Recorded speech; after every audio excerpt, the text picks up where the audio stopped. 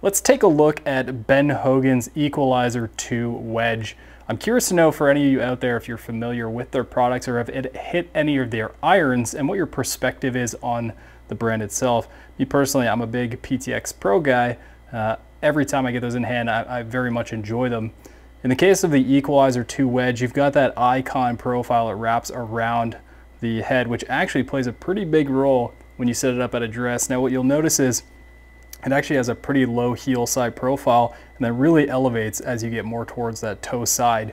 There are a couple grind options. In this case, we have the TX grind, which has a subtle channel cavity out, and then you got that sort of V-sole profile that leads the front of the wedge, and we'll talk a little bit more of that while I'm hitting. It is a CNC milled face. Profile and sound, once again, we'll get into in the hitting bay. So I say let's go there now, hit some shots, and see what Ben Hogan has created for us here with Equalizer II. Now that we've taken a look a little bit at Ben Hogan's Equalizer II wedge, I thought we'd come into the hitting bay, hit some shots, talk through a couple of them. We're looking at a 58-degree wedge in their TX grind. So let's set up, hit a few, and walk through them.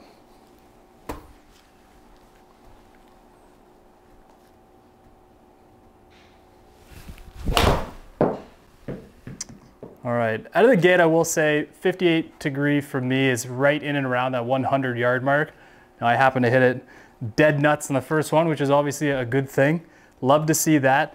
I did warm up a little bit with this wedge, and it isn't the, I wouldn't say the softest wedge I've ever hit before, but I think it has a nice profile overall to it. I think it blends really well. I've been always very fond of the PTX Pro irons from Ben Hogan.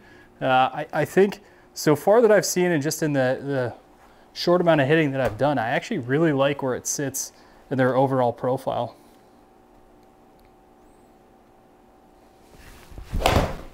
All right, we hit one a little bit fat there. Getting some good numbers out of it. It's what you'd expect with a wedge so far. I mean, obviously that's not going to be super friendly in the grass, but we do have that sort of curled beveled edge at the front side of the wedge, which is an interesting concept from a turf interaction standpoint. I'm just gonna totally wash my hands of that shot, hit a couple more for you, and go to table view. See if we can do a little better.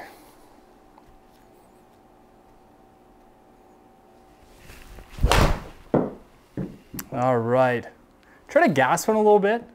I like chasing the flag. This might actually come pretty close to going in. That's good. I like that. Now, I know a lot of people say with their wedges, they might pursue that 3/4 swing. I'm very much a full swing wedge guy, especially when it's outside of my 58. So I'll play a 50 and 54 as well.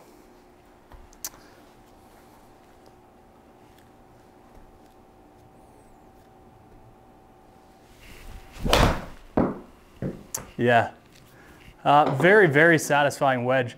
I want to go straight into table view. I know we've talked about about the product already, so let's go take a look on the averages and see what you think. All right, welcome to table view. Again, we're talking about Ben Hogan's Equalizer II wedge. I like the dispersion I got here. I know we had talked originally about that second shot not being my best. As you can see, it's the lowest ball speed. Apparently I hit it very square with zero side spin, very, very low side spin. But I'm happy to see, at least on the mat inside, comparable distance. And I know that the backspin kind of trade-off there supports that sort of equal number. But I do like that lack of variation when it comes to a little bit of a miss hit. Again, this is a wedge. You're not going to get too much forgiveness off of it. But I do want to feature that final shot. I mean, obviously all four of them that were hit were fairly close to the pin. But as we transition over to just taking a look at the single shot we took in the last one, as you can see, it's my best ball speed, but it also performed at the most peak. So this gives you an idea that there is some workability and some level of variance in the club itself. It is a challenging club being that it is a wedge, but as you can see, when I perform incomplete with it, I do get a little bit of added spin, a little bit of added launch. And again, that ball speed is very telling there with a little bit of action when it hits the green. I hope you enjoyed this video. Leave us a comment, like, and subscribe if you have any interest in additional golf videos. We do a lot of product reviews here on THP TV. I'm looking forward to seeing you in the next one.